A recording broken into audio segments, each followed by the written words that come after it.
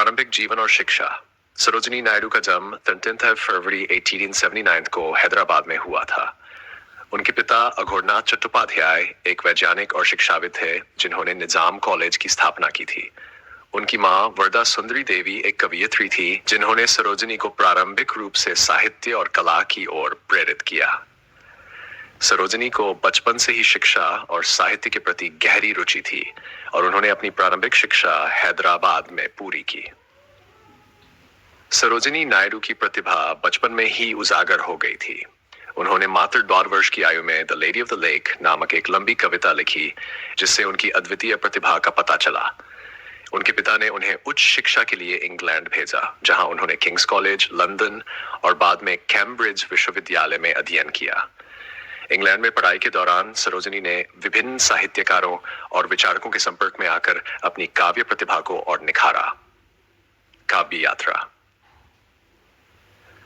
सरोजिनी नायडू की कविताओं में भारत की संस्कृति, प्रकृति और मानवीय भावनाओं का गहन चित्रण मिलता है।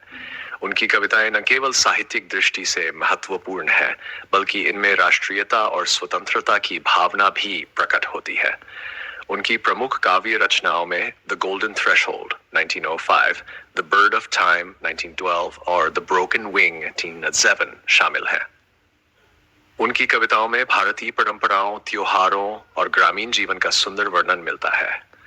सरोजिनी की कविताओं में रोमांस, प्रकृति और राष्ट्रीयता का अनूठा संगम था।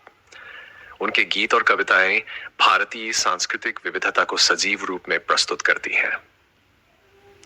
उनकी भाषा में संगीतात्मकता और शब्दों की मधुरता के कारण उन्हें नाइटिंगेल ऑफ इंडिया कहा जाता था। उनकी कविताएं देश प्रेम और मानवता के प्रति गहरे प्रेम को प्रकट करती हैं। स्वतंत्रता संग्राम में योगदान। सरोजिनी नायडू न केवल एक महान कवयित्री थी, बल्कि वह भारतीय स्वतंत्रता संग्राम में भी एक प्रमुख नेता के रूप में उभरी। वे महात्मा गांधी और गोपाल कृष्ण गोखले जैसे नेताओं के साथ स्वतंत्रता आंदोलन में सक्रिय रूप से शामिल हुई। व्हेन आई वाज 6 में उन्होंने एनी बेसेंट द्वारा स्थापित होम रूल लीग का समर्थन किया और भारतीय स्वशासन की मांग की। सरोजिनी नायडू भारतीय राष्ट्रीय कांग्रेस से जुड़ी और 1925 में कांग्रेस की अध्यक्ष बनी, जिससे वे इस पद को संभालने वाली पहली भारतीय महिला बनी। उन्होंने पूरे देश में भाषण दिए और भारतीय जनता को स्वतंत्रता के लिए जागरूक किया। गांधी जी के असहयोग आंदोलन में उन्होंने सक्रिय भाग लिया और अंग्रेजों के खिलाफ सत्याग्रह किया। में सविनय अवज्ञा आंदोलन के दौरान उन्होंने सविनय अवज्ञा के तहत दांडी मार्च में भी भाग लिया और नमक कानून तोड़ने के कारण गिरफ्तार कर ली गईं। इंडिया के भारत छोड़ो आंदोलन के दौरान भी उन्होंने महत्वपूर्ण भूमिका निभाई। इस आंदोलन के दौरान भी उन्हें गिरफ्तार किया गया और जेल में रखा गया। उनकी इस निडरता और समर्पण ने उन्हें स्वतंत्रता संग्राम के महान नेताओं में एक विशेष स्थान दिलाया। नारी सशक्तिकरण की आवाज। सरोजिनी नायडू ने नारी सशक्तिकरण के लिए भी महत्वपूर्ण कार्य किए। उन्होंने भारतीय समाज में महिलाओं की स्थिति को सुधारने और उन्हें सामाजिक, आर्थिक और राजनीतिक अधिकार दिलाने के लिए संघर्ष किया। वे महिलाओं के अधिकारों की प्रबल समर्थक थीं और उन्होंने भारतीय महिलाओं को शिक्षा, स्वाधीनता और आत्मनिर्भरता के महत्व को समझाया। वह भारतीय महिला परिषद की एक सक्रिय सदस्य थीं और भारतीय महिलाओं को राजनीति में सक्रिय रूप से शामिल होने के लिए प्रेरित करती थीं। उन्होंने महिलाओं को न केवल परिवार और समाज के प्रति अपने कर्तव्यों को समझाने पर बल दिया, बल्कि उन्हें स्वतंत्रता संग्राम में भाग लेने के लिए भी प्रेरित किया। उनकी विचारधारा ने महिलाओं को सामाजिक बंधनों से मुक्ति पाने और स्वतंत्र भारत के निर्माण में महत्वपूर्ण भूमिका निभाने के लिए प्रोत्साहित किया। उत्तर प्रदेश की पहली महिला राज्यपाल। भारत की स्वतंत्रता के बाद सरोजिनी नायडू को उत्तर प्रदेश का राज्यपाल नियुक्त किया गया और वे इस पद को संभालने वाली पहली भारतीय महिला बनी। उन्होंने इस पद पर रहते हुए प्रदेश की जनता के कल्याण के लिए महत्वपूर्ण कार्य किए और सामाजिक सुधारों को बढ़ावा दिया।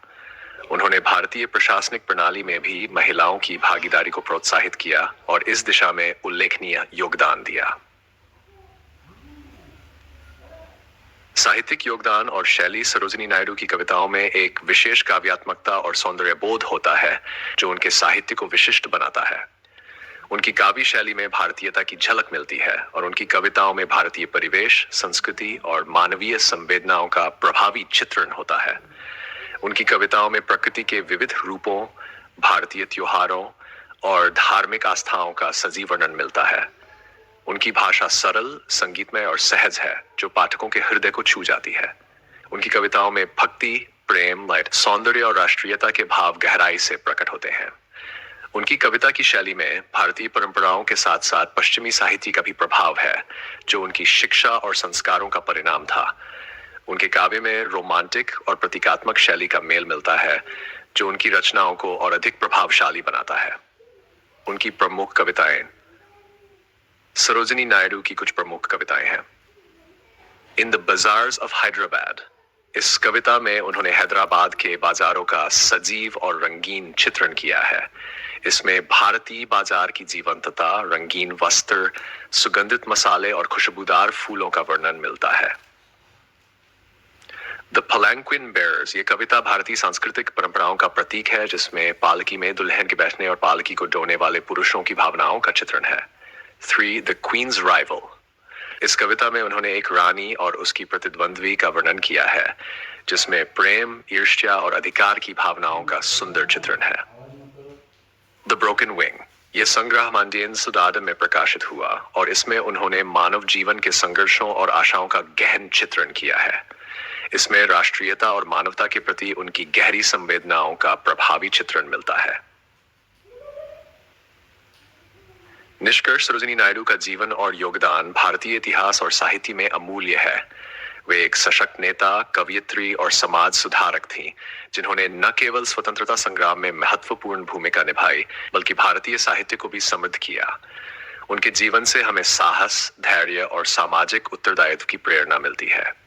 उनकी कविताएं भारतीय समाज की सांस्कृतिक धरोहर है और उनके संघर्ष ने भारतीय महिलाओं को अपनी स्वतंत्रता के लिए जागरूक किया। सरोजिनी नायडू का जीवन हमें यह सिखाता है कि एक व्यक्ति अपने देश, समाज और साहित्य के लिए कैसे अद्वितीय योगदान दे सकता है।